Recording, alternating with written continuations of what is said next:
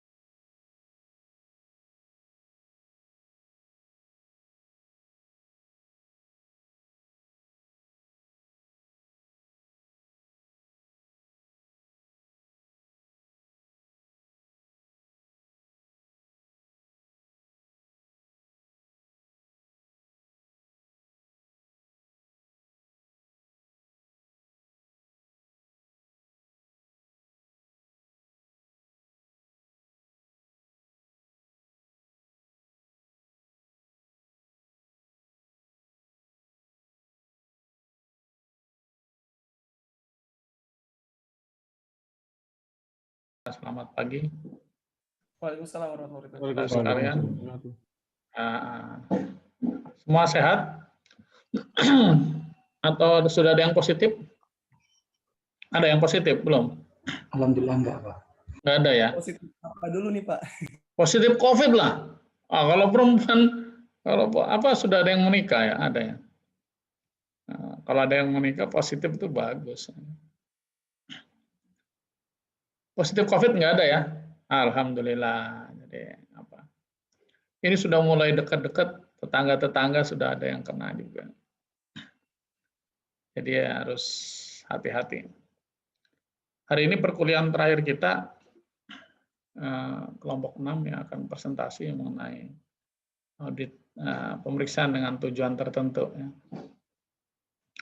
Sebuah istilah yang diperkenalkan oleh BPK sejak di Undang-Undang mengenai pemeriksaan keuangan negara. Ya. Pemeriksaan pertanggungjawaban, pemeriksaan pengelolaan dan pertanggungjawaban keuangan negara.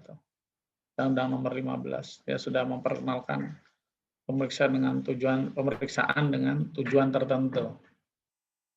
Ini mencakup dari mulai pemeriksaan karena penugasan khusus maupun pemeriksaan yang bersifat investigatif ya. Investigatif. Ini untuk membedakan antara pemeriksaan keuangan, dan pemeriksaan kinerja. Nah, maka ada pemeriksaan dengan tujuan tertentu. Mungkin pada waktu membahas ini, saya ngikutin itu sebenarnya untuk special audit ya. Bukan semata-mata investigatif audit. Jadi investigatif audit itu masuk di situ. Itu kira-kira pengantar pembahasan kita kali ini.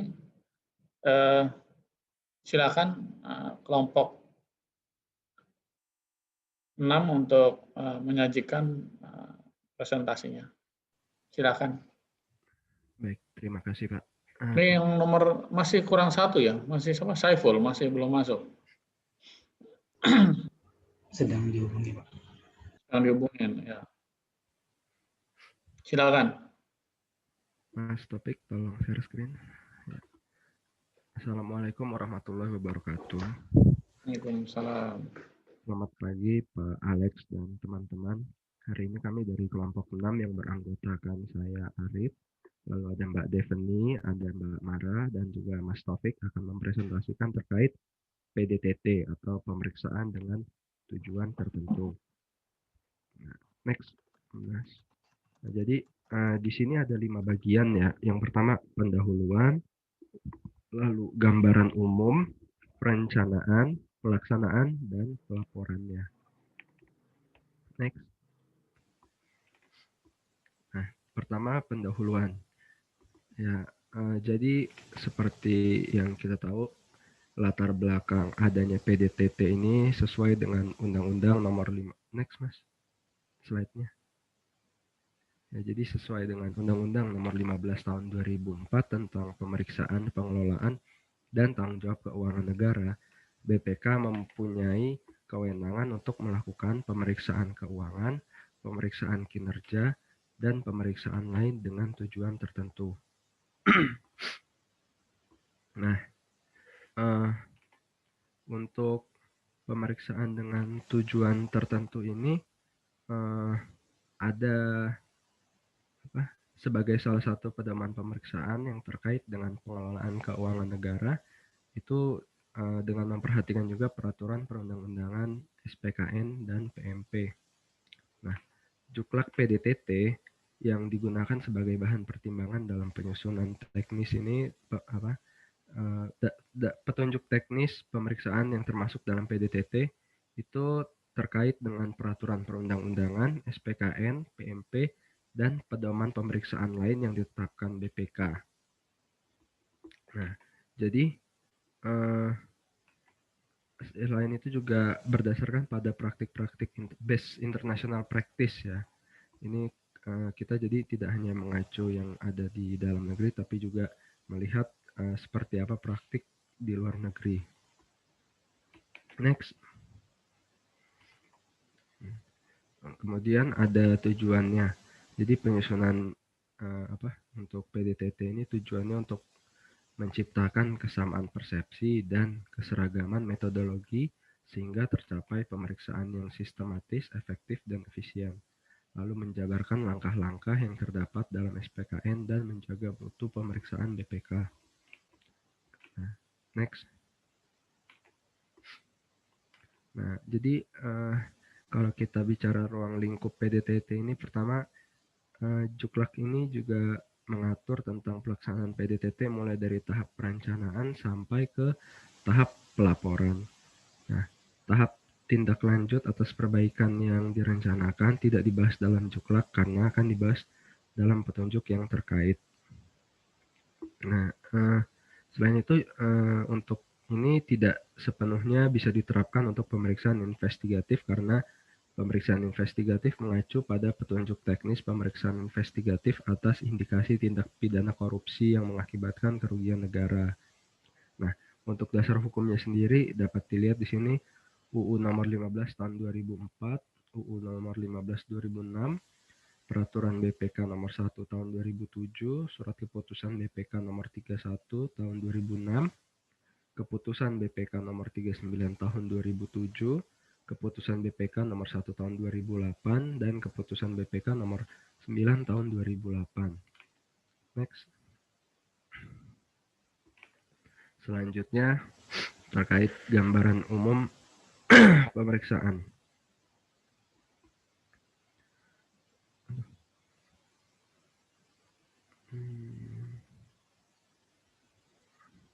Ya, jadi pertama kita melihat apa sih PDTT itu menurut SPKN.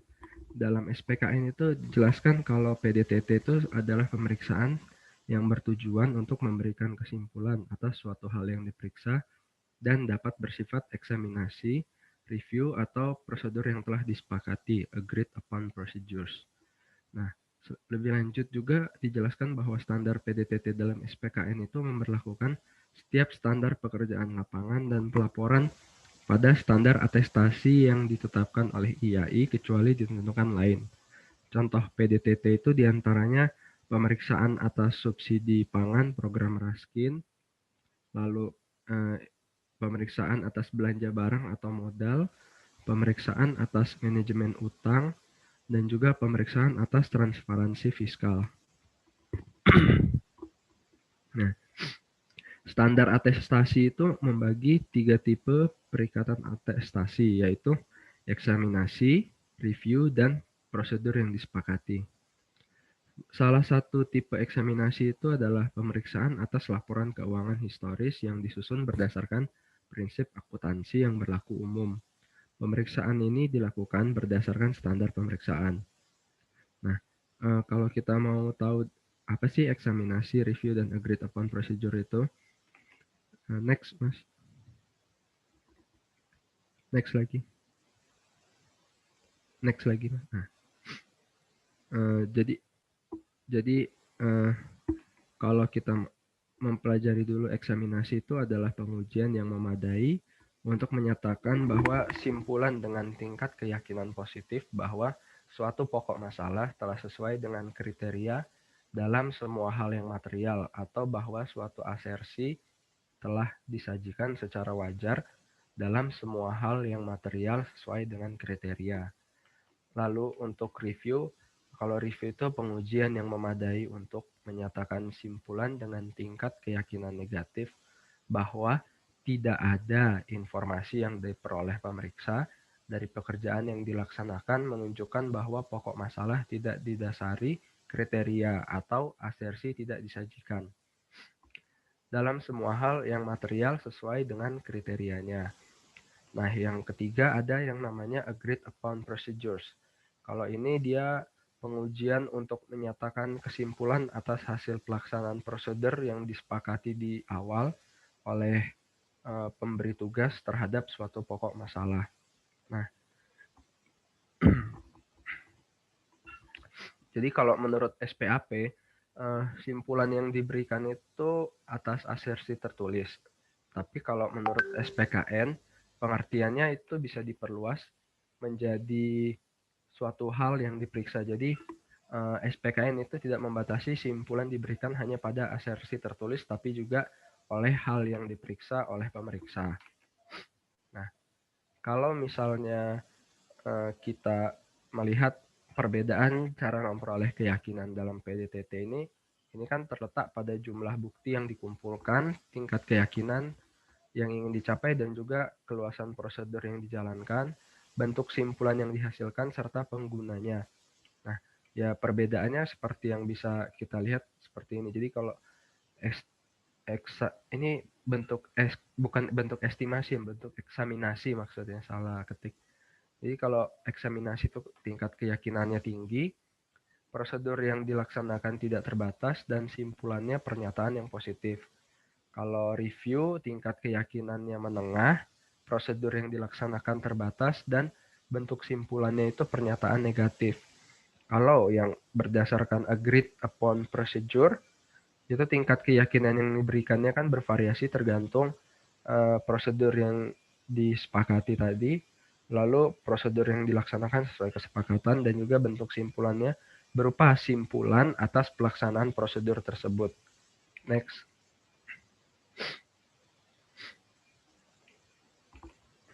Nah, selanjutnya kita menentukan jenis pemeriksaan dengan tujuan tertentu ini, kita ada alur berpikirnya. Sebelum pemeriksa menentukan jenis pemeriksaan yang akan dilakukan, dia harus bisa menilai apakah pemeriksaan yang akan dilakukan. Jadi pertama itu dia harus menentukan tujuan pemeriksaannya dulu.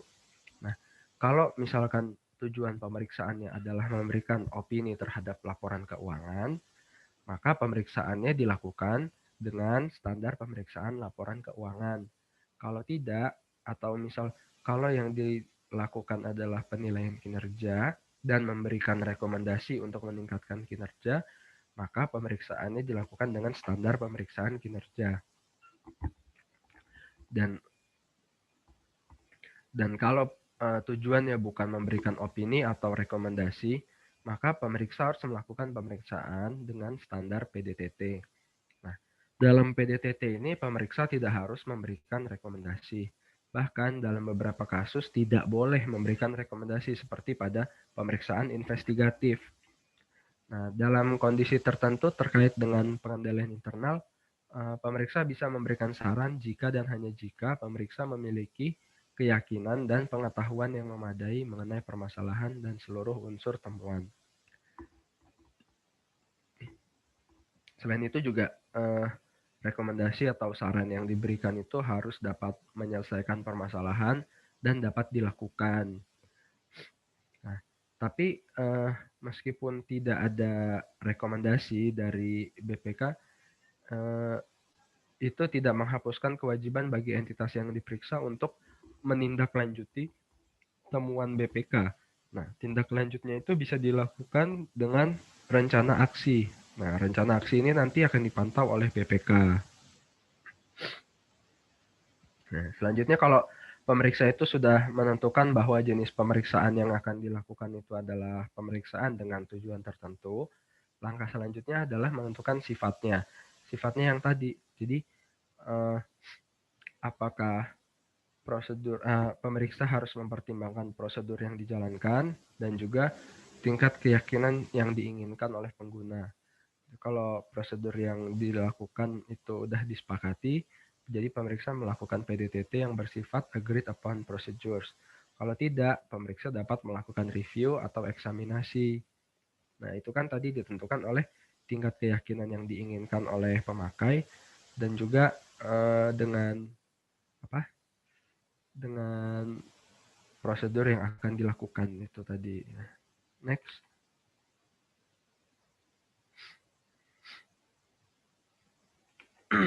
Nah, jadi selanjutnya itu standar pemeriksaannya.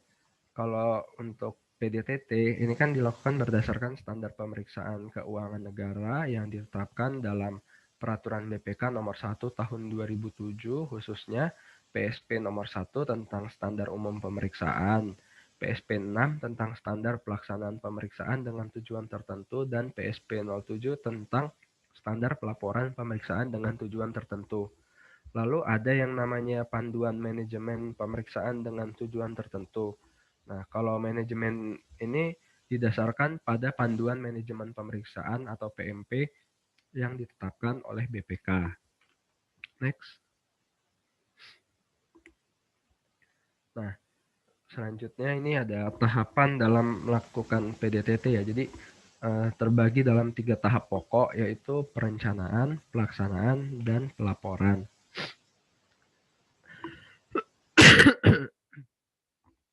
Jadi ukuran yang digunakan untuk menilai suatu kegiatan PDTT itu adalah kesesuaian dengan SPKN dan PMP-nya, serta terpenuhinya tujuan dan harapan penugasan. Nah, selain itu juga ada yang namanya kegiatan dokumentasi, komunikasi, supervisi, dan keyakinan mutu itu dilakukan terhadap seluruh tahapan pemeriksaan. Nah, jadi di tahap perencanaan ini ada 5 langkah, yaitu pemahaman tujuan dan harapan penugasan, pemahaman entitas, penilaian resiko dan sistem pengendalian internal, penetapan kriteria pemeriksaan, dan penyusunan program pemeriksaan dan program kerja perorangan. Di tahap pelaksanaan, ada pengumpulan analisis bukti, penyusunan temuan pemeriksaan, dan penyampaian temuan pemeriksaan kepada entitas. Di tahap pelaporan juga ada 3 langkah, yaitu penyusunan konsep laporan hasil pemeriksaan, perolehan tanggapan dan tindakan perbaikan yang direncanakan, dan penyusunan konsep akhir dan penyampaian laporan hasil pemeriksaan. Next. Nah, untuk selanjutnya akan dilanjutkan oleh Mas Taufik ya. Izin melanjutkan. Mbak Mara ya, silakan Mbak. Ya, izin melanjutkan penjelasan dari Mas Benta terkait dengan pemeriksaan dengan tujuan tertentu. Yang tahapan pertama tadi sudah dijelaskan juga sama Mas Benta, yaitu tahap perencanaan. Next, Mas Taufik. Di tahapan perencanaan tadi ada 5 tahapan ya. Yang pertama itu adalah pemahaman tujuan dan harapan penugasan. Yang kedua itu pemahaman entitas. Yang ketiga adalah penilaian terhadap risiko dan sistem pengendalian internal. Yang keempat itu adalah penentuan kriteria pemeriksaan. Dan yang terakhir, yang tahapan terakhir adalah penyusunan program pemeriksaan dan program kegiatan perorangan atau PKP. Next, Mas. Jadi untuk tahapan perencanaan ini, untuk masing-masing sifat dari pemeriksaan PDTT yang tadi sudah dijelaskan juga oleh Mas Benta, gitu, bahwa ada 3 jenis ya. Yang pertama itu ada eksaminasi untuk memberikan keyakinan, simpulan dengan tingkat keyakinan yang positif terhadap nanti yang diperiksa, gitu. Yang kedua itu adalah review terkait dengan pengujian yang memberikan yang nanti akan menyatakan simpulan dengan tingkat keyakinan yang negatif, dan yang terakhir agreed upon procedures, itu pengujian yang memadai untuk menyatakan kesimpulan atas hasil pelaksanaan prosedur tertentu yang disepakati. Jadi nanti untuk penjelasan tahapan perencanaan nanti akan di breakdown berdasarkan 3 jenis sifat pemeriksaan PDTT. Next, Mas.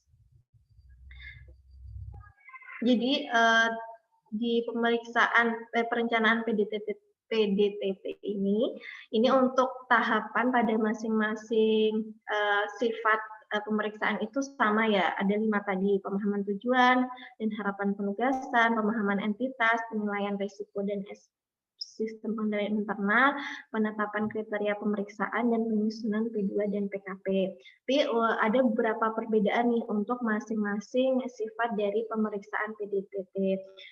Untuk tahapan pertama di pemeriksaan eksaminasi itu pemahaman tujuan dan harapan penugasan ini dikomunikasikan secara internal dengan pemberi tugas. Pemberi tugas ini merupakan badan pemeriksa keuangan, baik ketua, wakil ketua, atau pejabat di BPK. Untuk di review sendiri, pada tahapan pemahaman tujuan dan harapan penugasan itu dikomunikasikan secara internal dengan pemberi tugas, sama ya. Sedangkan untuk di agreed upon procedures itu selain dikomunikasikan dengan pemberi tugas, itu juga dikomunikasikan kepada pemakai tertentu. Pemakai tertentu ini bisa auditi, bisa DPR, atau pengguna lainnya, pihak lainnya, tergantung kesepakatan. Untuk tahap kedua, pemahaman entitas, ini untuk eksaminasi dan review sama-sama proses tahapannya dilakukan. Sedangkan untuk agreed upon prosedur ini dilakukan dengan mempertimbangkan harapan dan pemakai tertentu. Tahapan ketiga, perbedaannya. Nah, untuk penilaian risiko dan SPI dari pemeriksaan PDTT eksaminasi itu dilakukan secara mendalam, sedangkan untuk review itu hanya dilakukan secara terbatas. Sedangkan untuk agreed upon prosedur itu dilakukan melalui pemahaman jika diperlukan untuk melakukan pengujian SPI serta dikomunikasikan dengan pemakaian tertentu sebelum penandatanganan agreed upon procedures.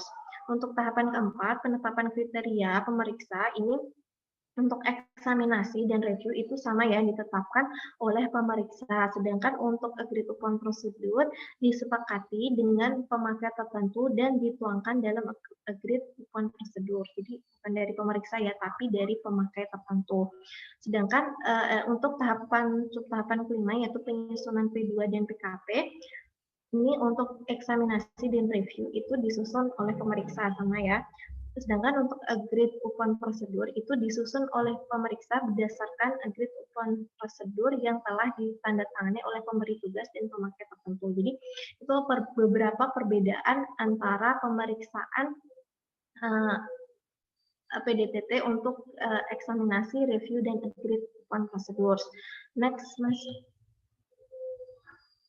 Nah, sekarang kita akan membahas lebih detail ke masing-masing dari sifat dari pemeriksaan PDTT. Untuk yang pertama ini saya akan membahas mengenai perencanaan pada pemeriksaan PDTT dengan sifat yang bersifat eksaminasi. Ini tadi ada 5 tahapan ya. Yang pertama itu adalah pemahaman tujuan dan harapan penugasan. Pemahaman dan tujuan dan harapan penugasan ini dilakukan untuk mengurangi risiko adanya kesalahpahaman penafsiran atau tugas yang diberikan atau harapan dari pihak lain. Pemahaman tersebut dilakukan dengan melakukan komunikasi dengan pemberi tugas oleh pemeriksa dengan memperhatikan beberapa input seperti ini, ada beberapa. Yang pertama itu adalah laporan hasil pemeriksaan keuangan, kinerja, dan PDTT tahun sebelumnya. Terus ada laporan hasil pemantauan tindak lanjut pemeriksaan keuangan, kinerja, dan PDTT. Terus yang ketiga itu ada laporan aparat pemeriksa intern pemerintah, database entitas, dan yang terakhir adalah hasil komunikasi dengan pemeriksa sebelumnya. Next, Mas.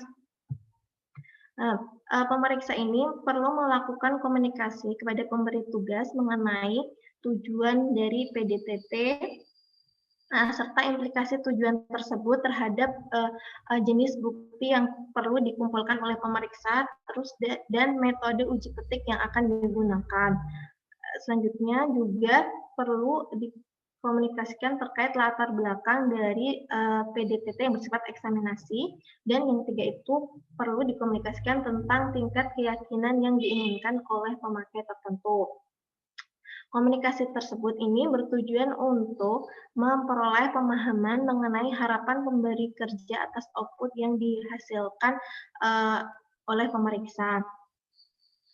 Next, Mas. Tujuan dari PDTT eksaminasi tadi juga sudah dijelaskan oleh Mas Benta, itu yaitu memberikan pernyataan positif atau positive assurance atas hasil yang diperiksa, yaitu bahwa hal yang diperiksa itu sesuai atau tidak sesuai dengan kriteria yang telah ditentukan dalam segala hal yang material. Pernyataan positif itu tersebut merupakan simpulan atas keseluruhan populasi, jadi tidak hanya pada objek yang diperiksa. Jadi merupakan simpulan dari keseluruhan populasi. Tujuan dan harapan penugasan ini dimungkinkan ada lebih dari satu, namun harus memiliki keterkaitan sehingga dapat disimpulkan dalam satu simpulan saja. Jadi boleh tujuan dan penugasan harapannya itu lebih dari satu, tapi harus saling berkaitan sehingga menghasilkan satu simpulan. Next, Mas.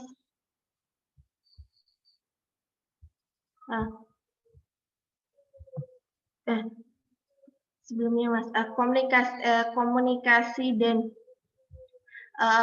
komunikasi ini perlu perlu dilakukan baik secara lisan maupun tulisan, dan perlu didokumentasikan dalam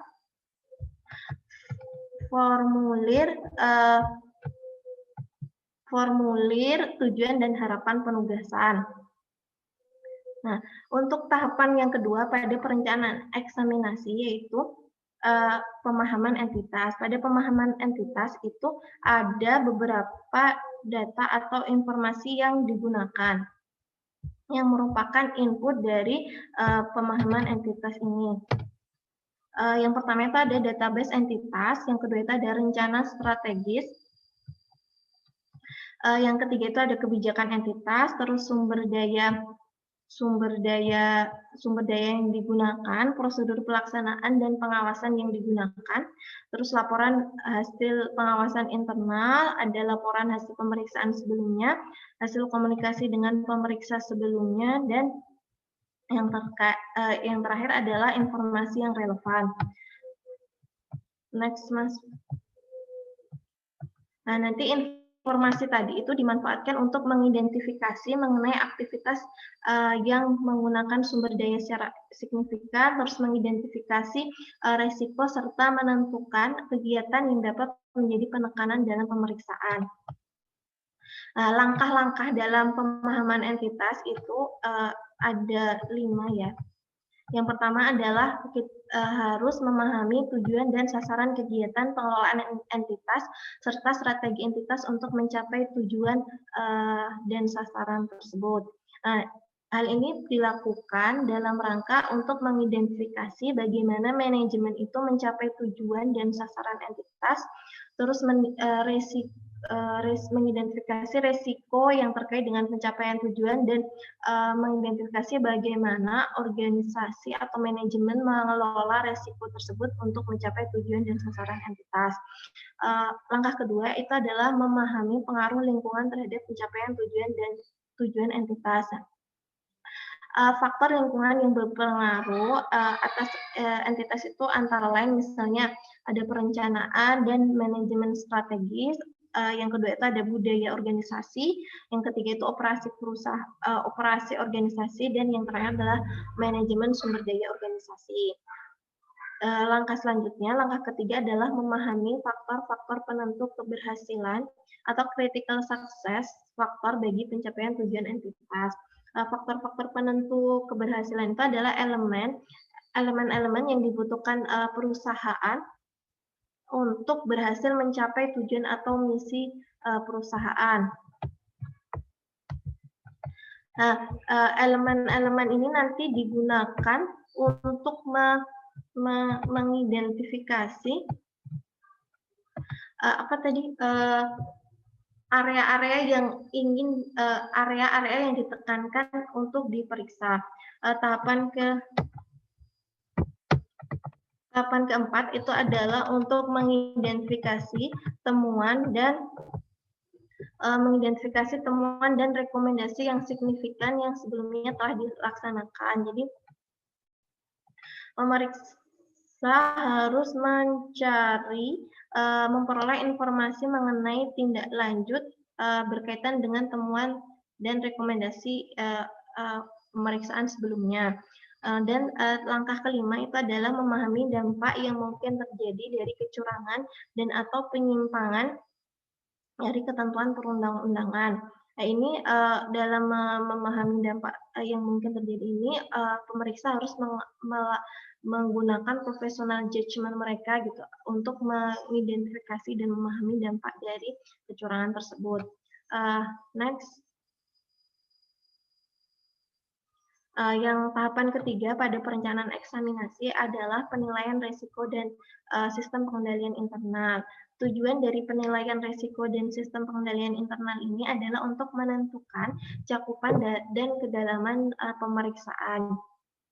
Input dalam penilaian risiko dan sistem pengendalian internal ini diantaranya adalah gambaran umum entitas, hasil telaahan pemeriksa sebelumnya tentang kualitas sistem pengendalian internal entitas, yang ketiga ada hasil diskusi dengan pimpinan manajemen entitas atau komite audit entitas, hasil diskusi dengan personil satuan kerja pengawas internal dan review laporan pengawasan internal, peraturan perundang-undangan, serta informasi terkait lainnya. Next, Mas.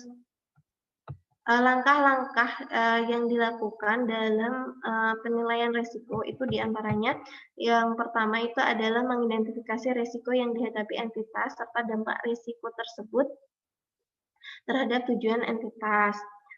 Yang kedua itu adalah mempertimbangkan pengaruh peraturan perundang-undangan dan risiko kecurangan yang mungkin terjadi. Yang ketiga itu adalah dengan memastikan apakah entitas itu telah memiliki sistem pengendalian internal yang memadai untuk mengidentifikasi dan memitigasi risiko tersebut. Dan yang terakhir itu adalah menentukan fokus pemeriksaan yang memiliki potensi risiko yang tinggi untuk dilakukan pemeriksaan lebih lanjut. Nah, selanjutnya adalah penilaian sistem pengendalian internal entitas secara mendalam dapat dilakukan dengan langkah-langkah sebagai berikut. Yang pertama adalah melakukan review dokumen, baik dokumen internal maupun dokumen eksternal untuk memastikan bahwa sistem pengendalian internal yang sudah dirancang itu memadai. Yang kedua itu melakukan diskusi dengan pimpinan atau manajemen entitas dan komite audit entitas. Yang ketiga, melakukan diskusi dengan personel satuan kerja pengawas internal dan membaca laporan pemeriksaan internal. Yang keempat itu melakukan observasi fisik dengan mengamati dan mencatat berbagai situasi dalam proses bisnis yang dilakukan oleh entitas. Dan yang terakhir itu melakukan pengujian pengendalian, yaitu dengan melakukan pengujian terhadap pengendalian dengan memastikan apakah pengendalian telah dilaksanakan sesuai dengan prosedur yang telah ditentukan. Next, Mas. Langkah-langkah dalam penilaian risiko dan sistem pengendalian internal ini dapat dilakukan melalui pemeriksaan pendahuluan. Untuk PDTT yang bersifat eksaminasi, pemeriksa perlu melakukan penentuan materialitas dan penentuan uji petik dengan mengacu pada juknis tersebut terkait. Nanti berdasarkan langkah-langkah penilaian risiko dan SPI tadi, pemeriksa itu mengetahui mana area yang berisiko yang dapat dijadikan sebagai fokus pemeriksaan. Hasil dari penilaian risiko dan SPI ini nanti akan didokumentasikan dalam formulir penilaian risiko dan SPI. Tahapan keempat dalam pemeriksaan PDTT dengan sifat eksaminasi itu adalah penetapan kriteria pemeriksaan. Apa sih tujuan dari penetapan kriteria ini? Yang pertama, itu kriteria ini nanti dijadikan sebagai dasar komunikasi antara pemeriksa dengan manajemen entitas yang diperiksa mengenai sifat pemeriksaan. Jadi pemeriksa akan membuat kesepakatan dengan entitas tertentu mengenai kriteria serta diterima atau tidaknya temuan yang didasarkan pada kriteria tersebut. Yang kedua itu, kriterianya ini nanti digunakan sebagai alat untuk mengaitkan tujuan dan program pemeriksaan selama tahap pengumpulan dan analisis bukti. Yang ketiga itu dijadikan sebagai dasar pengumpulan bukti yang nanti menyediakan dasar penetapan prosedur pengumpulan bukti. Dan yang terakhir ini, kriteria itu dijadikan sebagai dasar penetapan temuan serta menambah struktur dan bentuk observasi pemeriksaan. Langkah-langkah dalam penentuan kriteria pemeriksaan itu yang pertama, mencari sumber-sumber kriteria yang masih berlaku. Yang kedua itu mengkaji kesesuaian kriteria dengan hal yang akan diperiksa. Terus yang ketiga itu menentukan kriteria mana yang akan digunakan. Dan yang terakhir adalah memastikan bahwa kriteria yang digunakan itu diterima oleh para pihak, baik pemberi tugas maupun nanti pihak tertentu atau yang diperiksa atau pihak yang diperiksa. Next, Mas. Nah, sumber-sumber kriteria ini diantaranya ada peraturan perundangan atau tenaga ahli, ada laporan pemeriksaan sebelumnya, laporan kinerja juga, ada dokumen anggaran, ada benchmark juga, ada best practice dari negara lain, laporan hasil studi kelayakan, jurnal atau kajian ilmiah, hasil kuesioner atau wawancara, dan juga ada professional judgment berdasarkan asas kepatutan, logika umum, atau nilai-nilai yang berlaku di masyarakat. Nah, setelah memperoleh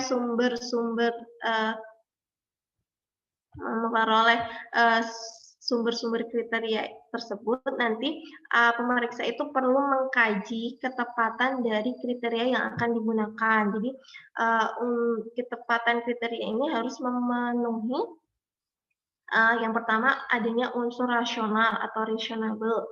Ini meliputi kriteria yang relevan dan handal. Apa sih relevan ini? Itu harus memenuhi unsur-unsur diantaranya itu dapat dipahami. Dapat dipahami itu artinya apa sih? Yaitu kriteria yang dinyatakan secara jelas dan tidak menimbulkan interpretasi yang berbeda gitu. Jadi jelas ya, dipahami. Yang kedua itu dapat diperbandingkan. Itu artinya kriteria yang dapat yang konsisten dengan kriteria yang telah digunakan dalam pemeriksaan yang telah dilakukan sebelumnya. Yang ketiga itu ada lengkap, yaitu kriteria yang mengacu pada pengembangan atas kriteria-kriteria yang sesuai untuk menilai suatu kegiatan, dan yang terakhir itu dapat diterima. Artinya berarti kriteria itu bisa diterima oleh semua pihak. Terus yang unsur kedua dalam kriteria rasional itu adalah handal. Maksudnya handal itu gimana sih? Yang pertama itu harus meliputi unsur dapat dipercaya. Dapat dipercaya ini berarti menghasilkan simpulan yang sama jika dilakukan oleh pemeriksa lainnya dengan keadaan dan lingkungan yang sama. Yang kedua itu adalah objektif, artinya bebas dari segala bias, baik dari pemeriksa maupun dari manajemen. Yang ketiga itu adalah berguna, jadi nanti hasil pemeriksaan itu dapat hasil temuan dan simpulan dari pemeriksaan itu dapat berguna bagi pengguna informasi. Ketepatan kriteria unsur yang kedua itu dapat dicapai atau attainable, itu artinya adalah kriteria yang dapat dicapai dengan usaha yang memadai. Next, Mas. Nah, yang terakhir, tahapan terakhir pada pemeriksaan PDTT yang bersifat eksaminasi itu adalah penyusunan P2 dan KP, program pemeriksaan dan program kegiatan perorangan. Ini tujuannya tuh apa sih disusunnya P2 dan PKP ini, yaitu untuk mempermudah dan memperlancar pemeriksa dalam melaksanakan tugas sesuai dengan pemeriksaan yang dilakukan, sesuai dengan tujuan pemeriksaan yang telah ditetapkan. Nah, isi program P2 itu diantaranya itu ada dasar hukum pemeriksaan, standar pemeriksaan, tujuan pemeriksaan, entitas yang diperiksa, lingkup pemeriksaan, hasil dari pemahaman sistem pengendalian internal, sasaran pemeriksaan, kriteria pemeriksaan, alasan pemeriksaan, metodologi, petunjuk, jangka waktu, susunan tim dan biaya, kerangka laporan hasil pemeriksaan, dan waktu penyampaian dan distribusi laporan hasil pemeriksaan.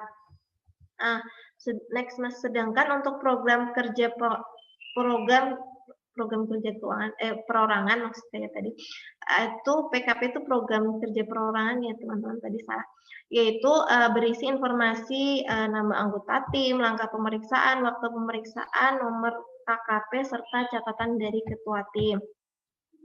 Nanti bentuk program pemeriksaan serta program kerja perorangan ini nanti mengacu pada panduan manajemen pemeriksaan. Next, Mas.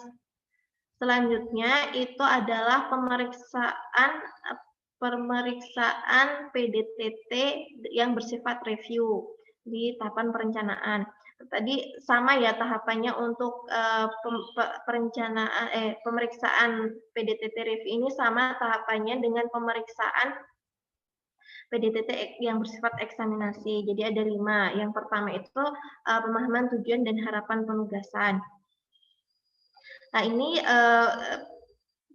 pemahaman tujuan dan harapan penugasan ini dilakukan untuk mengurangi adanya kesalahan penafsiran atas tugas yang diberikan atau atas harapan dari pihak lain baik yang dilakukan oleh pemeriksa maupun pemberi tugas. Nah, pemahaman tujuan ini dilakukan dengan melakukan komunikasi dengan pemberi tugas dengan input diantaranya itu ada laporan hasil pemeriksaan tahun sebelumnya, laporan hasil pemantauan tindak lanjut, laporan pemeriksaan internal pemerintah, terus ada database entitas serta hasil komunikasi dengan pemeriksa sebelumnya dan KKP sebelumnya. Next, Mas. Tujuan dari PDTT yang bersifat review itu tadi juga sudah dijelaskan sama Mas Benta, itu yaitu memberikan pernyataan negatif assurance atas suatu hal tertentu yang diperiksa, yaitu pernyataan bahwa tidak ada informasi yang menyebabkan bahwa hal tertentu tersebut tidak sesuai dengan kriteria dari kriteria pemeriksaan yang telah ditetapkan. Pernyataan negatif tersebut itu merupakan simpulan atas hal yang direview saja, bukan merupakan simpulan dari populasi seperti yang tadi dieksaminasi ya. Jadi ini perbedaannya ya, untuk eksaminasi tadi kan memberikan kesimpulan secara populasi, sedangkan untuk yang review ini hanya memberikan simpulan atas hal yang direview saja gitu. Ini lingkupnya beda ya teman-teman. Pemeriksa ini nanti sama ya di eksaminasi melakukan komunikasi baik secara lisan maupun tulisan yang nanti akan didokumentasikan dalam formulir pemahaman tujuan dan harapan penugasan. Next, Mas. Tahapan kedua dalam perencanaan review itu adalah pemahaman entitas. Pemahaman entitas ini bertujuan untuk memperoleh informasi mengenai struktur organisasi, aktivitas utama, sistem akuntansi, karakteristik, sumber daya yang digunakan, serta hasil pemeriksaan dan studi sebelumnya. Nanti informasi ini dimanfaatkan untuk memperoleh pemahaman mengenai informasi yang relevan dan berkaitan dengan hal apa aja yang berkaitan dengan hal yang akan direview. Untuk mencapai tujuan tersebut, pemeriksa itu dapat menggunakan data terkait struktur organisasi, database, rencana strategi, ada rencana aksi juga, kebijakan entitas, sumber daya yang digunakan, dan lain-lain. Untuk langkah-langkah pemahaman entitas PDTT review ini sama dengan PDTT eksaminasi. Yang tadi sudah dijelaskan sebelumnya, ada 5 ya. Terus nanti juga ini akan didokumentasikan dalam formulir pemahaman entitas. Next, Mas. Tahapan ketiga itu adalah penilaian risiko dan sistem pengendalian internal. Tujuannya itu adalah untuk mengetahui sifat, saat, dan lingkup prosedur review serta mengevaluasi hasil prosedur tersebut. Langkah-langkahnya agak mirip ya dengan PDTT eksaminasi, tapi agak berbeda. Langkahnya itu yang pertama mengidentifikasi risiko yang dihadapi entitas dan dampak risiko. Yang kedua itu adalah menilai apakah entitas mempunyai sistem pengendalian internal yang memadai.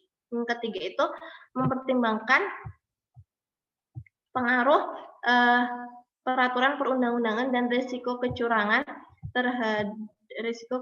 yang mungkin terjadi dan merancang prosedur yang bisa memberikan keyakinan yang memadai bahwa kecurangan tersebut itu dapat dideteksi. Selanjutnya untuk penilaian sistem pengendalian internal itu dapat dilakukan dengan cara yang pertama, review dokumen, itu baik dokumen internal maupun dokumen eksternal. Yang kedua itu melakukan diskusi dengan pimpinan entitas, manajemen entitas, atau komite audit. Dan yang ketiga itu adalah melakukan diskusi dengan personel satuan kerja pengawas internal, serta dengan membaca mengenai laporan hasil pemeriksaan internal. Nanti berdasarkan langkah-langkah penilaian risiko dan sistem pengendalian internal tadi, pemeriksa itu dapat mengetahui mengenai sifat, saat, dan lingkup prosedur review.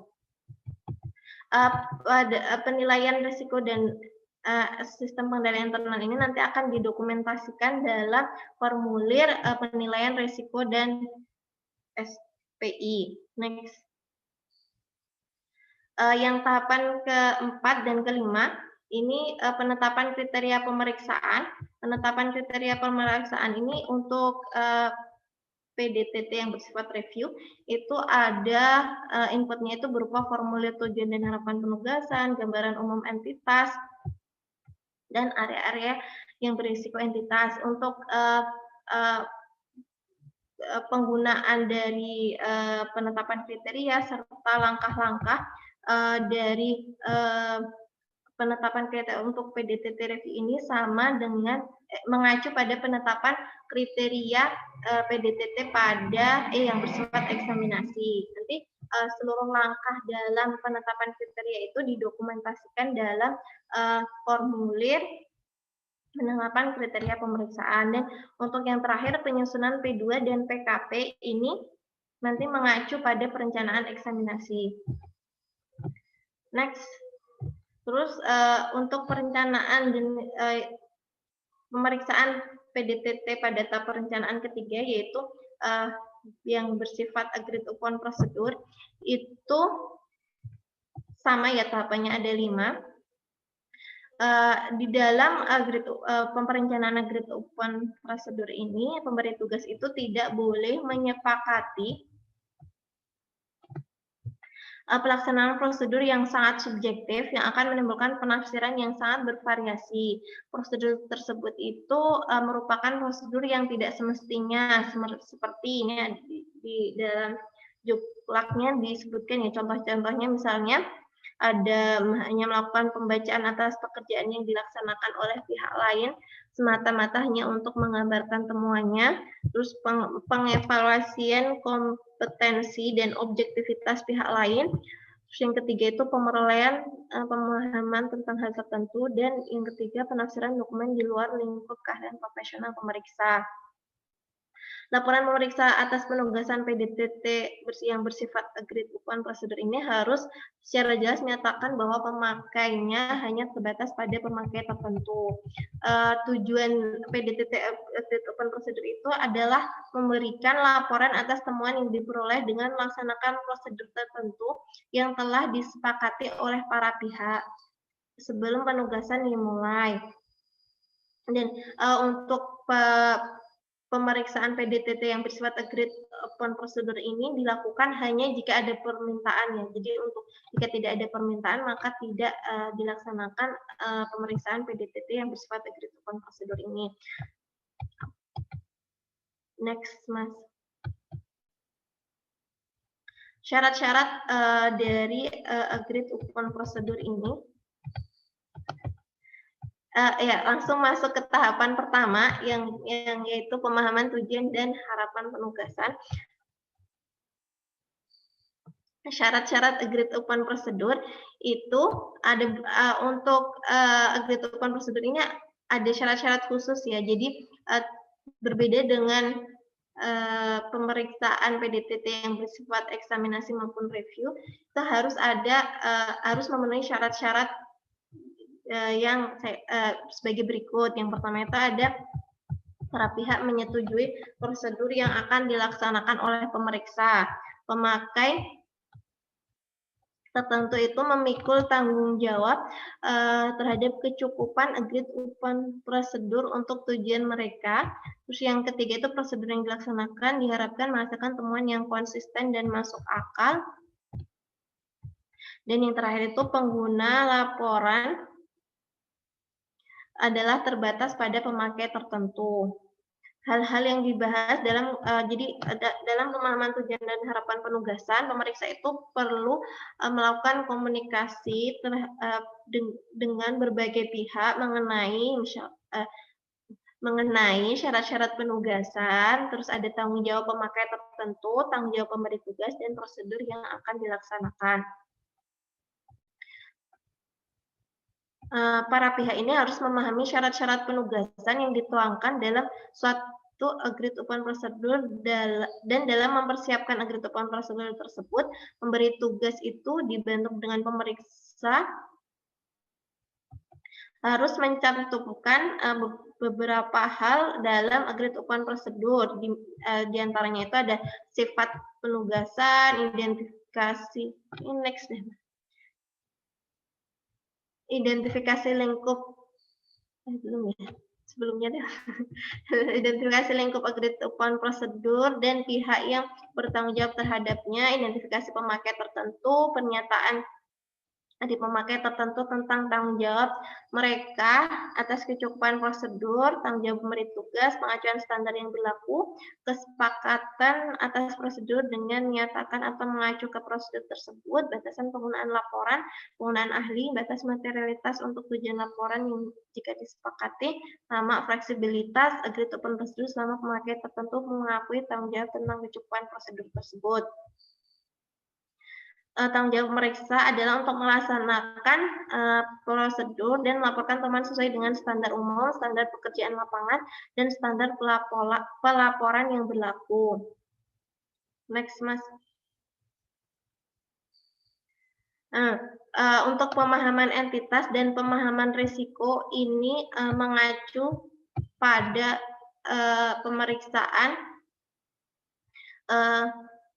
pemeriksaan PDTT yang bersifat eksaminasi dan review. Untuk langsung loncat ke tahapan keempat ya teman, yaitu penetapan kriteria dan penetapan kriteria pemeriksaan. Untuk penetapan kriteria pemeriksaan, langkah-langkah yang perlu dilakukan, yang pertama itu adalah mencari sumber kriteria, yang kedua mengkaji ketepatan kriteria dengan hal yang akan diperiksa, yang ketiga menentukan kriteria yang akan digunakan, dan yang keempat itu adalah menuangkan kriteria yang digunakan ke dalam agreed upon prosedur tersebut. Sumber-sumbernya ini yang digunakan pada PDTT agreed upon prosedur ini sama dengan sumber-sumber kriteria yang digunakan pada PDTT yang bersifat eksaminasi dan review. Pengkajian ketepatan kriteria yang bersifat agreed upon prosedur mengacu juga pada PDTT yang bersifat eksaminasi dan review, serta kriteria tersebut nanti harus dituangkan dan yang telah disepakati itu harus dituangkan dalam agreed upon prosedur tersebut. Untuk tahapan kelima, penyusunan P2 dan PKP juga mengacu pada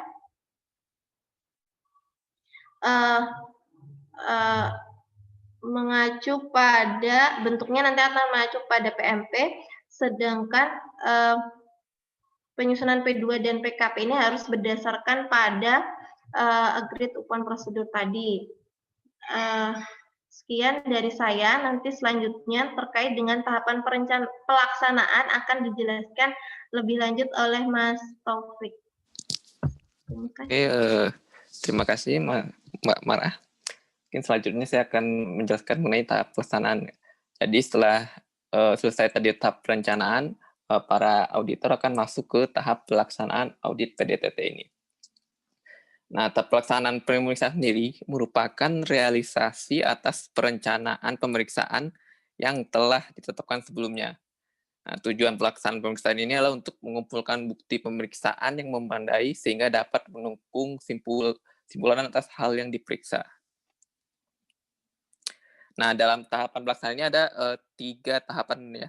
Yang pertama itu ada pengumpulan dan analisis bukti. Yang kedua itu ada penyusunan temuan pemeriksaan. Dan yang ketiga itu ada penyampaian temuan pemeriksaan atau TP kepada entitas yang diperiksa. Nah, di sini TP atau temuan pemeriksaan ini belum merupakan laporan pemeriksaan, melainkan berupa kumpulan permasalahan yang ditemukan selama pelaksanaan pemeriksaan. Nah, permasalahan ini akan dianalisa untuk memperoleh simpulan yang memadai atas hal yang diperiksa. Nah, selain itu, selama pelaksanaan pemeriksaan, pemeriksa juga harus melakukan komunikasi dengan entitas yang diperiksa, nah, agar untuk memudahkan pelaksanaan pemeriksaan tersebut. Nah, selanjutnya kita masuk ke tahapan yang pertama, yaitu pengumpulan analisis bukti. Pengumpulan dan analisis bukti ya. Nah, di sini pengumpulan dan analisis bukti dilakukan untuk mengetahui kesesuaian suatu asersi program, kegiatan, atau hal lain yang dilakukan oleh entitas yang diperiksa terhadap kriteria yang ditetapkan. Nah, pengujian yang dilakukan mencakup pemeriksaan atas efektivitas sistem pengendalian internal, kepatuhan terhadap ketentuan peraturan perundang-undangan, dan hal-hal lain yang di bidang keuangan. Nah, tujuan dari pengumpulan dan analisis bukti ini adalah untuk memperoleh dan mengevaluasi bukti pemeriksaan sebagai pendukung temuan dan simpulan pemeriksaan. Selanjutnya ada pedoman dan langkah-langkahnya dalam pengumpulan dan analisis bukti ini. Pedoman yang digunakan dalam pengumpulan dan analisis bukti adalah program pemeriksaan dan kerja pemeriksaan yang sebelumnya telah dibuat di tahapan perencanaan. Nah, selanjutnya langkah-langkah yang dilakukan dalam pengumpulan dan analisis bukti itu, yang pertama pengumpulan bukti pemeriksaan dulu, jadi buktinya dicari dan dikumpulkan. Lalu selanjutnya ada analisis bukti pemeriksaan, jadi dari bukti-bukti tersebut dibuat analisa oleh auditor untuk mengambil kesimpulan. Selanjutnya disusun kertas kerja pemeriksaan atau KKP yang berisi kesimpulan dari analisis bukti tersebut. Nah, dalam bukti pemeriksaan sendiri ada kriteria bukti pemeriksaan yang harus dipenuhi oleh auditor. Yang pertama itu buktinya itu harus cukup. Nah, bukti yang harus cukup ini untuk mendukung kesimpulan pemeriksaan. Dalam menentukan kecukupan suatu bukti, pemeriksa harus yakin bahwa bukti yang cukup tersebut dapat memberikan keyakinan seseorang bahwa simpulan telah valid. Dan apabila dimungkinkan, metode statistik bisa digunakan untuk menentukan kecukupan bukti pemeriksaan tersebut. Kriteria yang kedua itu ada kompeten. Jadi bukti dianggap kompeten apabila bukti tersebut valid, dapat diandalkan, dan konsisten dengan fakta. Nah, dalam menilai kompetensi suatu bukti, pemeriksa harus mempertimbangkan beberapa faktor seperti keakuratan, keyakinan, ketepatan waktu, dan keaslian bukti tersebut. Nah, yang kriteria ketiga itu adalah relevan. Jadi bukti dikatakan relevan apabila bukti tersebut memiliki hubungan yang logis dan memiliki arti penting bagi simpulan pemeriksaan yang bersangkutan. Nah, selanjutnya langkah-langkahnya dilakukan dalam pengumpulan bukti. Jadi untuk pengumpulan bukti itu bisa dilakukan dalam beberapa cara ya, beberapa langkah-langkah. Yang pertama itu ada review dokumen review ya. Jadi di sini bukti dokumenter dalam bentuk elektronik atau fisik adalah bentuk bukti pemeriksaan yang umum ya. Jadi bukti dokumen terdapat berasal dari internal atau eksternal entitas yang diperiksa. Yang kedua itu dapat berupa wawancara atau interview. Jadi wawancara digunakan untuk memperoleh bukti atau dokumen yang berkaitan dengan tujuan pemeriksaan, mengkonfirmasi fakta dan memperkuat bukti dari sumber lain, atau untuk mencari rencana aksi entitas yang potensial. Yang ketiga itu bisa observasi fisik.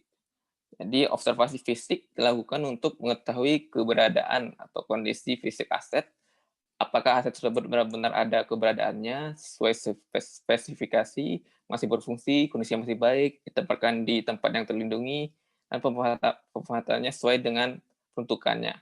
Nah, observasi fisik ini juga dapat digunakan untuk mencatat berbagai situasi dan kejadian rinci yang dilakukan oleh staf entitas, dan untuk mengetahui apakah kegiatan tersebut telah sesuai dengan kewenangan yang dimilikinya.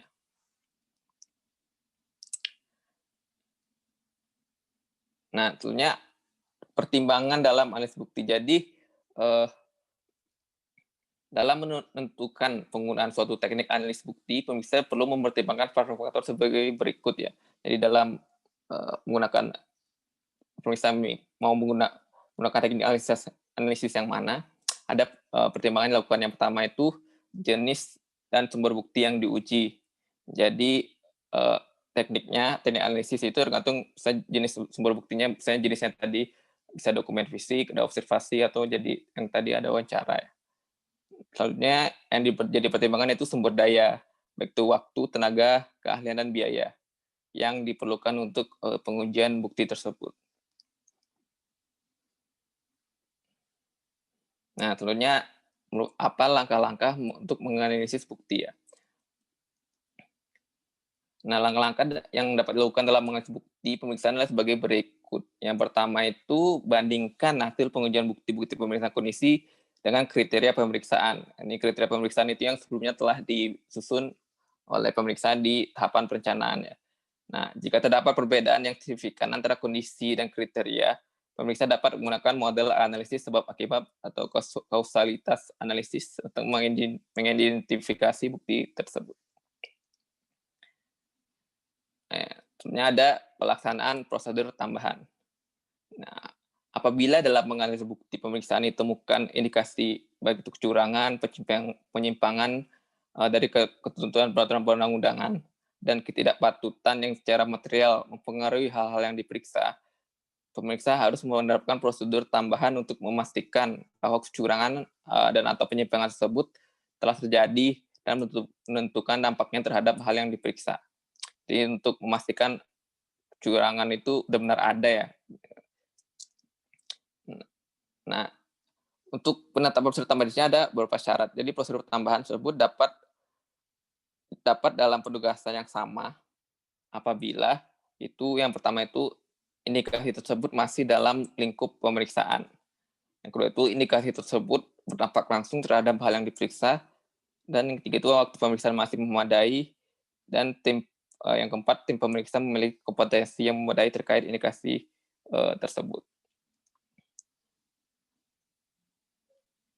Nah, selanjutnya ada pendokumentasian pelaksanaan pemeriksaan. Ya. Jadi, pelaksanaan pemeriksaan tersebut juga harus dikomunikasikan dengan baik, yaitu langkah-langkah dalam pelaksanaan pemeriksaan harus didokumentasikan dalam bentuk kertas kerja pemeriksaan. Jadi, dokumentasi itu dokumentasi pemeriksaan yang terkait dengan pelaksanaan pemeriksaan harus berisi informasi yang cukup untuk menjadi bukti yang mendukung pertimbangan dan simpulan pemeriksa. Selanjutnya, dokumentasi pemeriksaan berisi informasi yang menggambarkan catatan penting mengenai kegiatan yang dilaksanakan oleh pemeriksa sesuai dengan standar dan simpulan pemeriksa. Selanjutnya, dokumentasi pemeriksaan harus disusun secara terinci sehingga mampu memberikan pengertian yang jelas tentang tujuan, sumber, dan simpulan yang dibuat oleh pemeriksa. Nah, selanjutnya ini yang ketiga harusnya ya. Jadi dari tahapan pelaksanaan dari PDTT, jadi tahap yang ketiga itu adalah penyusunan temuan pemeriksaan. Jadi setelah dilakukan sebelumnya pengumpulan dan analisis bukti, akan disusun untuk penyusunan temuan pemeriksaannya. Nah, konsep temuan pemeriksaan ini berisi kumpulan indikasi permasalahan yang ditemukan oleh pemeriksa selama proses pemeriksaan sebagai hasil pengumpulan dan pengujian bukti di lapangan dan perlu dikomunikasikan dengan entitas yang diperiksa. Nah, permasalahan tersebut bisa meliputi yang pertama itu ketidaksesuaian suatu asersi, program, atau kegiatan atau hal lain yang dilakukan oleh entitas yang diperiksa dengan kriteria yang telah ditetapkan. Yang kedua itu ada kelemahan sistem pengalihan internal, dan yang ketiga itu ketidakpatuhan terhadap ketentuan peraturan perundang-undangan. Nah, apa tujuan dari penyusunan temuan pemeriksaan ini? Yang pertama itu tujuannya untuk memberikan informasi kepada entitas yang diperiksa dan atau tidak atau pihak pemberi tugas tentang fakta dan informasi yang akurat dan memadai yang berhubungan dengan permasalahan yang diperoleh selama kegiatan pemeriksaan.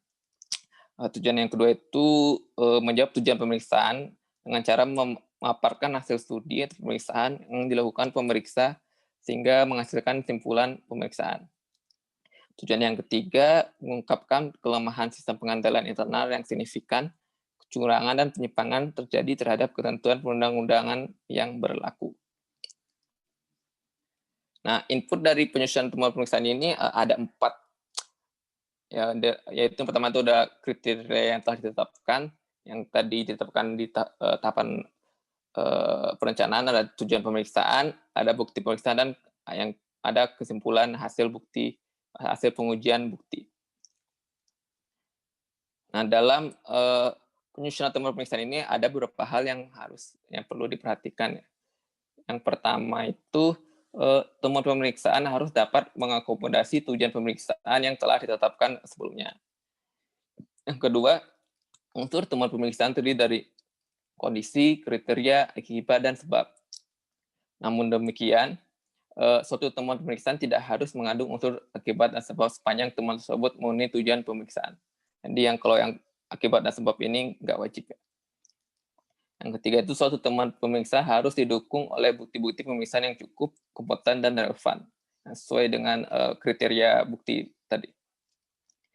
Yang keempat, temuan pemeriksaan sedapat mungkin disajikan dalam satu urutan yang logis, akurat, dan lengkap. Yang kelima, suatu temuan pemeriksaan merupakan hasil dari proses analisis bukti pemeriksaan oleh tim pemeriksa di lapangan. Selanjutnya apa itu bagaimana langkah-langkah penyusunan temuan pemeriksaan. Jadi langkah-langkah dalam penyusunan temuan pemeriksaan itu ada sebagai berikut ya. Langkah yang pertama itu melakukan analisis hasil pengujian bukti untuk mengidentifikasi adanya perbedaan atau gap yang signifikan antara kondisi dan kriteria. Terus langkah selanjutnya itu mengidentifikasi dampak yang ditimbulkan dari perbedaan untuk mengetahui akibat dan sebab dari perbedaan tersebut, dan apabila terdapat perbedaan yang signifikan antara kondisi dengan kriteria. Langkah ketiga itu menyusun unsur-unsur temuan pemeriksaan dari temuan tersebut sehingga menjadi satu temuan pemeriksaan. Maksudnya penyusunan konsep temuan pemeriksaan. Jadi konsep temuan pemeriksaan disusun oleh anggota tim atau ketua tim pemeriksa pada saat pemeriksaan berlangsung di lokasi entitas. Selanjutnya khusus untuk konsep temuan pemeriksaan yang disusun oleh anggota tim pemeriksa, konsep tersebut harus disetujui atau direview terlebih dahulu oleh ketua tim pemeriksa. Seluruh langkah dalam penyusunan temuan pemeriksaan untuk kertas kerja pemeriksaan atau KKP.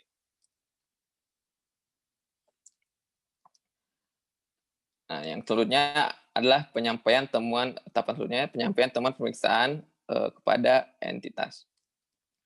Jadi konsep temuan pemeriksaan yang telah mendapat persetujuan dari ketua tim disampaikan oleh ketua tim pemeriksa kepada pimpinan entitas atau tanggung jawab entitas atau penanggung jawab kegiatan entitas yang bersangkutan.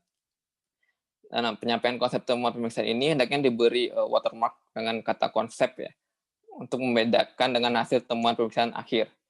Nah, penyampaian konsep manajemen entitas pemeriksaan dapat dilakukan secara bertahap atau keseluruhan, tergantung dari kebijakan dan pertimbangan tim pemeriksa.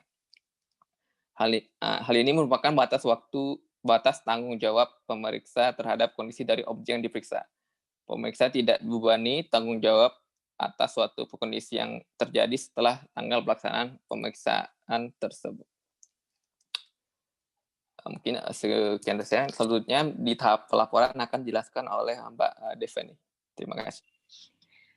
Baik, jadi tahap laporan merupakan kegiatan akhir dari rangkaian proses pemeriksaan. Selanjutnya, Mas. Pada tahap ini, hasil pelaksanaan pemeriksaan yang dilakukan oleh pemeriksa dituangkan secara tertulis dalam satu bentuk laporan yang disebut dengan LHP atau laporan hasil pemeriksaan. Next.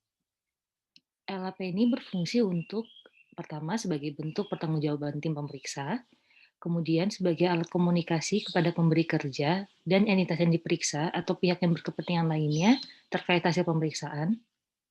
Kemudian, untuk menghindari terjadinya kesalahpahaman antara pemeriksa dengan entitas yang diperiksa, sebagai bahan tindakan perbaikan yang direncanakan entitas yang diperiksa, dan juga sebagai bahan evaluasi atas hasil pekerjaan pemeriksaan tim.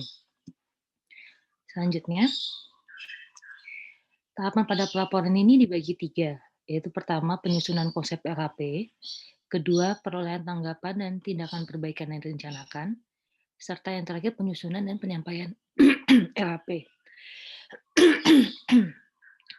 Tahapan ini sama untuk PDTT yang bersifat eksaminasi, review, maupun agreed upon procedure. Selanjutnya, dalam tahap pelaporan ini ada 2 jenis komunikasi. Ada komunikasi internal dan juga eksternal.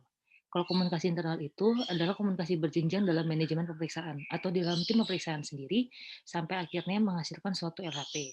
Sedangkan komunikasi eksternal itu komunikasi dengan pimpinan entitas yang diperiksa untuk memperoleh tanggapan dan tindakan perbaikan yang direncanakan. Kita masuk pada tahap yang pertama selanjutnya, yaitu di penyusunan konsep LHP. Pada tahap ini, input utama yang dibutuhkan adalah temuan pemeriksaan, seperti yang sudah dijelaskan oleh Mas Taufik tadi ya, di tahap pelaksanaannya. Jadi konsep LHP ini disusun berdasarkan TP yang merupakan jawaban dari tujuan pemeriksaan. Namun ada hal yang perlu diperhatikan, yaitu adanya time gap, yaitu suatu perbedaan waktu antara penyampaian TP dan juga penyampaian LHP. Karena time gap ini memungkinkan temuan yang sudah disampaikan dalam TP ini dapat tidak disajikan dalam HP. Jika manajemen entitas yang diperiksa dapat memberikan bukti yang kemudian dapat diyakini oleh pemeriksa. Namun, walaupun TP itu akhirnya tidak disajikan, tetap dikomunikasikan dalam KKP. Selanjutnya, konsep LHP pertama-tama disusun oleh ketua tim pemeriksa. Konsep LHP ini dibahas secara berjenjang, mulai dari ketua tim hingga penanggung jawab. Tujuannya untuk menjamin mutu LHP agar sesuai standar dan prosedur pemeriksaan, dan juga untuk menentukan kesimpulan yang akan dimuat dalam LHP. Setelah disusun oleh ketua tim, lanjut dianalisis dan juga direview oleh pengendali teknis. Penganalisian oleh pengendali teknis dilakukan untuk membandingkan konsep LHP dengan risalah diskusi dengan memperhatikan pertama terpenuhnya unsur-unsur temuan seperti kondisi, kriteria, akibat, sebab dan tindakan perbaikan yang direncanakan. Kemudian yang kedua, terpenuhnya tujuan dan lingkup pemeriksaan yang telah diungkapkan dalam P2. Kemudian pengendalian teknis ini menyampaikan konsep LHP kepada penanggung jawab. Penanggung jawab di sini bertugas untuk mengidentifikasi unsur LHP yang merupakan informasi rahasia dan juga indikasi tindak pidana korupsi atau TPK. Informasi dikatakan bersifat rahasia apabila informasi tersebut tidak dapat diungkapkan kepada umum berdasarkan ketentuan peraturan perundang-undangan atau adanya keadaan khusus lainnya yang berkaitan dengan keselamatan dan keamanan publik. Sesuai dengan SPKN dan ketentuan yang berlaku, informasi rahasia tidak dapat diungkapkan dalam LHP. Namun LHP tetap harus mengungkapkan sifat informasi yang tidak dilaporkan tersebut. Nah, kemudian setelah itu penanggung jawab menyampaikan konsep LHP kepada auditor utama atau tortama atau kepala perwakilan. Yang disampaikan ini selain konsep LHP, termasuk informasi rahasia dan juga indikasi TPK. Selanjutnya, isi dari LHP PDTT itu ada 3 intinya. Pertama itu simpulan hasil pemeriksaan, atas hal yang diuji dan temuan pemeriksa atas pengujian bukti-bukti selama pelaksanaan pemeriksaan. Yang kedua, temuan ketidakpatuhan terhadap peraturan perundang-undangan yang akan mempengaruhi simpulan pemeriksaan. Dan yang ketiga adalah simpulan mengenai kelemahan SPI yang ditemukan selama proses pemeriksaan. Selanjutnya, LHP yang berupa simpulan ini harus memuat 6 poin. Yang pertama, pernyataan bahwa pemeriksaan dilakukan sesuai dengan standar pemeriksaan. Nah, pemeriksa dalam menjalankan tugas pemeriksaannya diwajibkan untuk mengikuti standar pemeriksaan yang ada. Dalam pelaksanaan pemeriksaan, keuangan negara, pemeriksa BPK, dan atau yang bekerja untuk dan atas nama BPK berpedoman pada SPKN. Kemudian yang kedua yang harus diungkap adalah tujuan, lingkup, dan juga metodologi pemeriksaan. Pemeriksa harus menjelaskan alasan mengapa suatu entitas diperiksa, apa yang diharapkan tercapai dari pelaksanaan pemeriksaan, apa yang diperiksa, dan bagaimana cara pemeriksaan tersebut dilakukan. Kemudian yang ketiga adalah hasil temuan berupa temuan pemeriksaan dan simpulan. Salah satu bagian pokok dari LHP merupakan temuan pemeriksaan, yang merupakan potret kenyataan yang ditemui pemeriksa dalam pelaksanaan pemeriksaan. Selain itu, LHP juga harus membuat suatu simpulan dari pemeriksaan tersebut. Yang keempat adalah tanggapan pejabat yang bertanggung jawab atas hasil pemeriksaan. Tanggapan ini berbentuk tertulis dan resmi, didapatkan oleh pemeriksa atas temuan, simpulan, dan pemeriksaan terhadap entitas yang diperiksa. Yang kelima, itu tindakan perbaikan yang direncanakan oleh entitas. Pemeriksa harus memulai tindakan perbaikan yang direncanakan oleh entitas atas temuan dan juga simpulan pemeriksa. Tindakan perbaikan ini juga dalam bentuk tertulis. Yang keenam, yang terakhir adalah pelaporan informasi rahasia. Berdasarkan ketentuan perundang-undangan, dimungkinkan beberapa informasi yang bersifat rahasia ini tidak diungkapkan dalam LHP. Selanjutnya, ada kondisi-kondisi tertentu di mana temuan tidak boleh diungkapkan. Seperti pertama, temuan yang akan mengganggu suatu proses penyelidikan atau proses peradilan. Kemudian temuan yang dilarang diungkapkan kepada umum oleh ketentuan peraturan perundang-undangan, ataupun temuan yang berkaitan dengan keamanan publik. Selanjutnya, Mas. Untuk PDDT yang bersifat eksaminasi, simpulan pemeriksa itu berupa keyakinan positif atau positive assurance. Seperti tadi Mbak Mara juga sekilas menjelaskan, kalau dengan keyakinan positif ini artinya pemeriksa harus secara jelas menyatakan bahwa menurut pendapatnya hal yang diperiksa disajikan sesuai dengan kriteria yang ditetapkan ataupun dinyatakan. Kemudian, kalau untuk PDTT yang bersifat agreed upon procedure, selanjutnya Mas. Simpulan pemeriksa harus melaporkan seluruh temuan atas penerapan agreed upon procedure tersebut. Selanjutnya, sedangkan untuk PDTT yang bersifat review, simpulan pemeriksa ini berupa keyakinan negatif atau negative assurance, di mana simpulan tersebut harus menyatakan bahwa informasi yang diperoleh dalam penugasan pemeriksa ini menunjukkan bahwa tidak ada informasi yang menunjukkan bahwa hal yang diperiksa tidak disajikan sesuai dengan kriteria yang telah ditetapkan dalam segala hal yang material. LHP PDTT review ini juga harus memenuhi, pertama dapat menjelaskan bahwa pekerjaan dilaksanakan dengan lingkup yang lebih terbatas dibandingkan dengan eksaminasi, kemudian menolak untuk memberikan keyakinan positif atas hal yang diperiksa tersebut, dan berisi pernyataan tambahan bahwa hal yang diperiksa telah disusun sesuai dengan kriteria yang telah disepakati sebelumnya. Selanjutnya, apabila ditemukan atau diduga terdapat unsur perbuatan melawan hukum, maka pemeriksa mengungkapkan hal tersebut dalam LHP terkait dengan kepatuhan terhadap peraturan perundang-undangan. Tetapi apabila tim pemeriksa tidak memiliki keyakinan yang memadai, maka penanggung jawab dapat berkonsultasi dengan Ditama Bin Bangkum sebelum mengungkapkan unsur perbuatan melawan hukum dalam LHP. Kemudian, selanjutnya, dalam laporan PDTT ini juga ada laporan tambahan yang bersifat opsional, yaitu laporan atas ketidakpatuhan.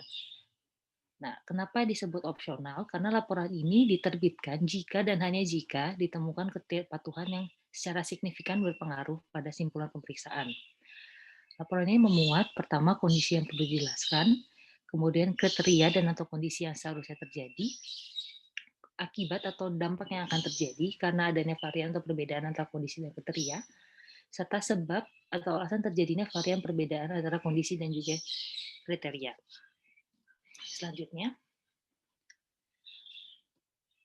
atas temuan sistem pengendalian intern, terdapat dua kondisi. Pertama, apabila temuan tersebut tidak signifikan, maka pemeriksa harus menyampaikan kelemahan tersebut dengan surat yang ditujukan kepada manajemen entitas yang diperiksa. Serta pemeriksa harus menyatakan dalam laporan bahwa kelemahan SPI tersebut telah disampaikan. Sebaliknya, apabila kelemahan SPI ini berpengaruh signifikan sifatnya, maka pemeriksa harus menyampaikan laporan kelemahan SPI dalam satu laporan yang terpisah.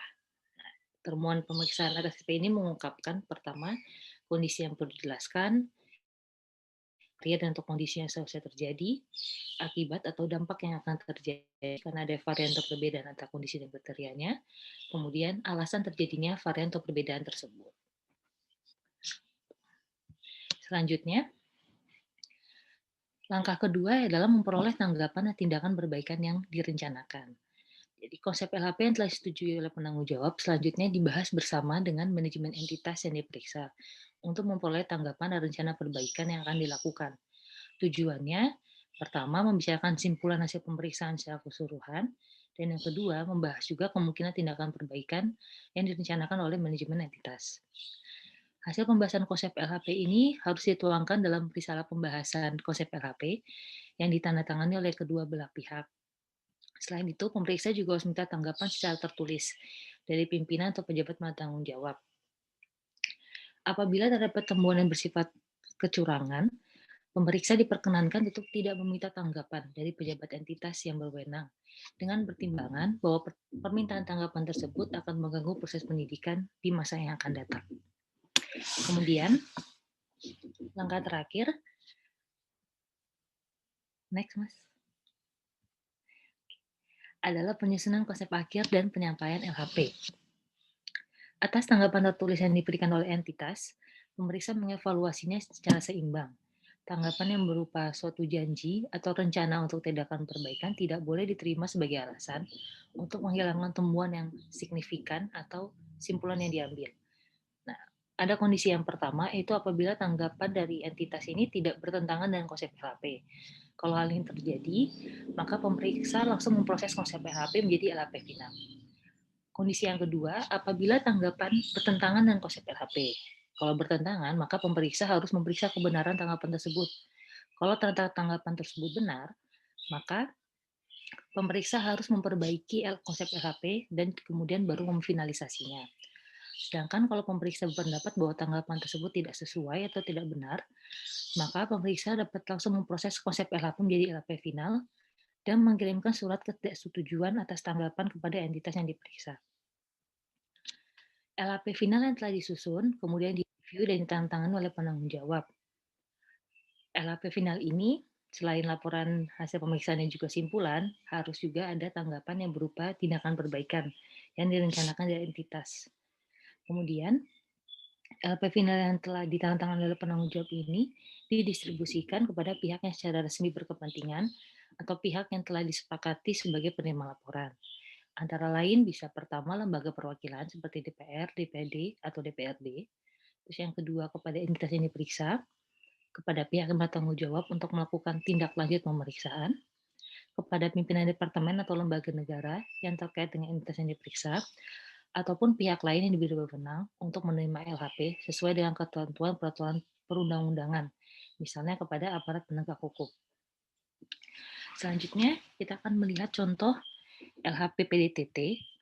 Ini adalah PDTT atas pelaksanaan belanja barang dan belanja modal di Kementerian Tenaga Kerja dan Transmigrasi. Jadi di halaman pertamanya ini adalah langsung simpulan hasil pemeriksaan atas pelaksanaan belanja barang dan belanja modal pada tahun anggaran 2009 dan seterusnya. Pada halaman awal ini dijelaskan bahwa pemeriksaan ini adalah pemeriksaan dengan tujuan tertentu PDTT.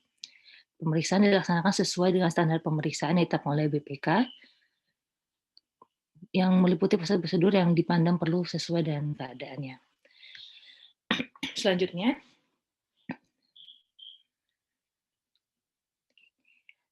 di halaman berikutnya disampaikan secara singkat simpulan hasil pemeriksaan, di mana Berdasarkan hasil pemeriksaan, BPK menyimpulkan bahwa secara umum pelaksanaan anggaran belanja barang dan belanja modal Kemenakertrans dan telah mematuhi ketentuan yang berlaku.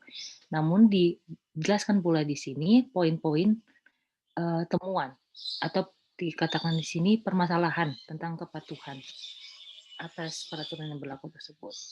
Selanjutnya, di bagian akhir dari simpulan, disampaikan juga rekomendasi oleh pemeriksa dan juga ditandatangani oleh penanggung jawab.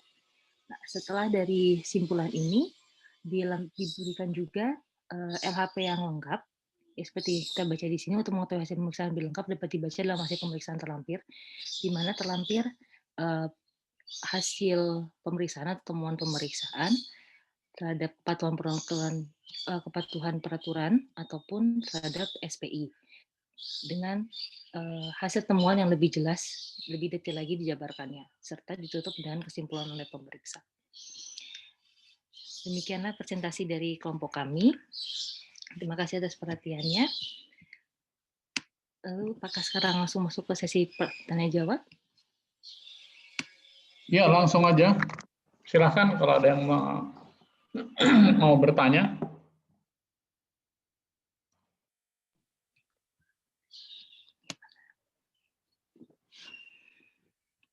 Silakan. Panjang ini.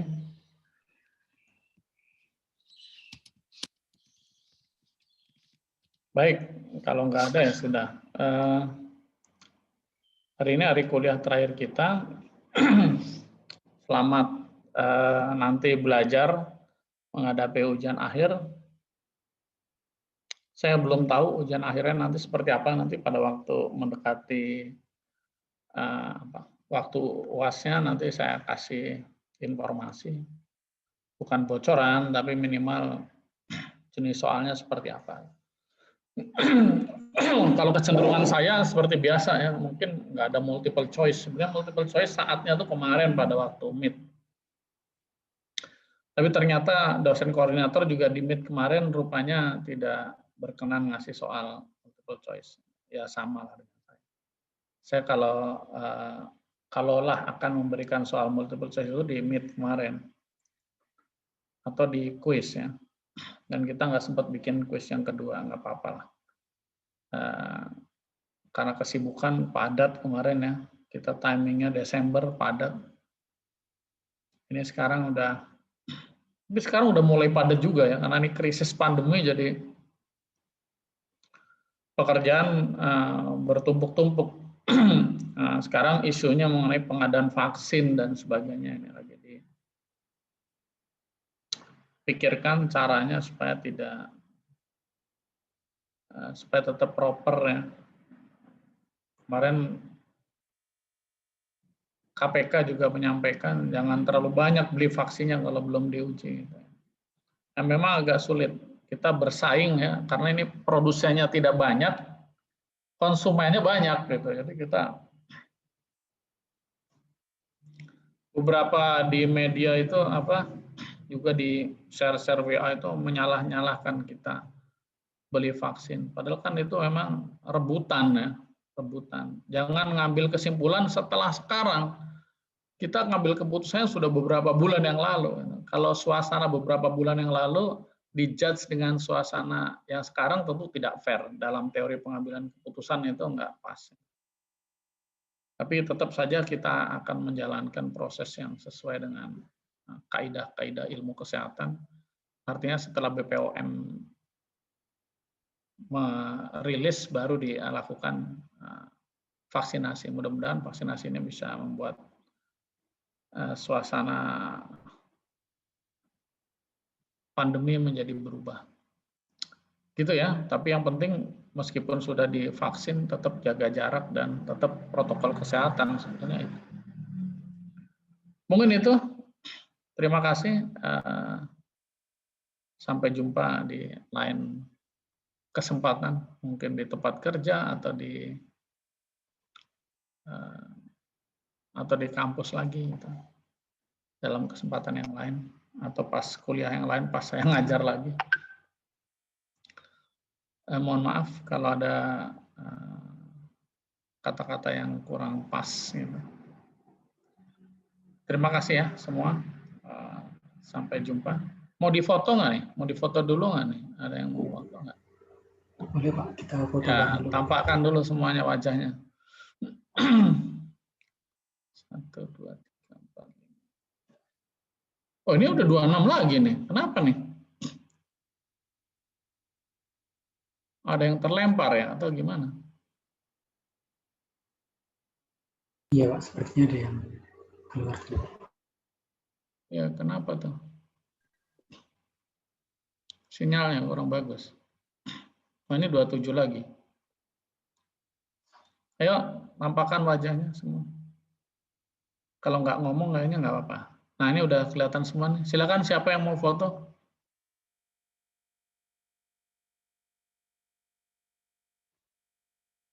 Siapa yang mau ngasih aba-aba nih? 1, 2, 3 gitu, biar senyum. Iya Pak, dari saya Pak. Ya, silakan. 1, 2, 3. Oke Pak, sekali lagi. Kayak bebas. Boleh Pak.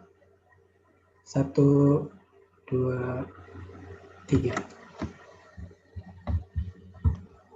Terakhir Pak, sekali lagi. Terakhir. Ya, Ahmad gaya apa lagi nih? Gini.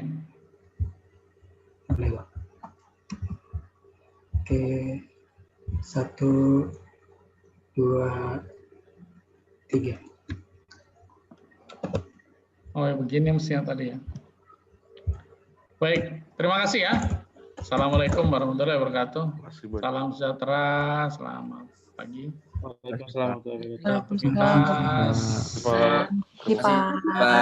Nah, ini ada tepuk tangan juga tuh. Nah, gitu ya.